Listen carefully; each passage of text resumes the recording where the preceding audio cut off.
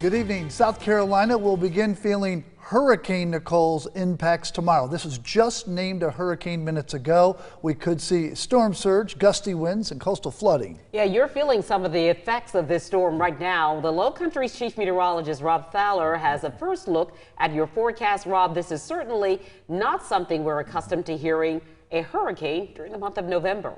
Exactly. The last one that made landfall here in the United States, you have to go all the way back to 1985 and Hurricane Kate during the month of November. It just made landfall, Nicole, that is, as a hurricane along the shore of Grand Bahama Island. Now it's headed towards Florida and most likely will stay hurricane status there, Category 1, as it moves to the west at about 13 miles an hour. Right now, the latest update places the center of the storm roughly 100 miles to the east of West Palm Beach. It's about 440 miles to the southeast of Charleston right now, but this is a broad-reaching storm, so even though we know the center is well down to our south and will stay to the west of us, the bottom line is we will feel the impacts, and already are really some of the winds we've seen today in accordance with Nicole working against high pressure to the north. So again, Category 1 Hurricane Nicole, that's the breaking weather news. The winds are now 75 miles an hour, and the forecast continues to make landfall as a Category 1 down around just to the north of West Palm Beach and then make a bend. And as it makes a bend, it's going to move over Georgia and South Carolina.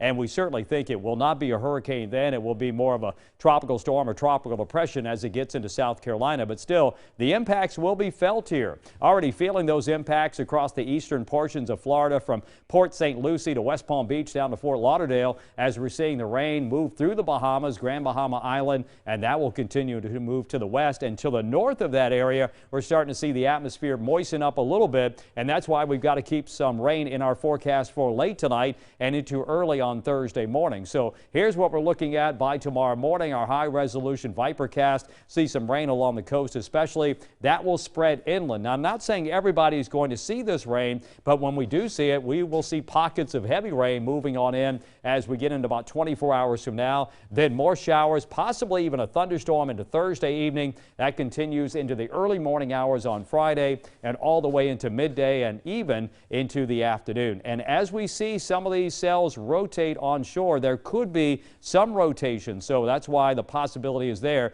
that we could see an isolated tornado.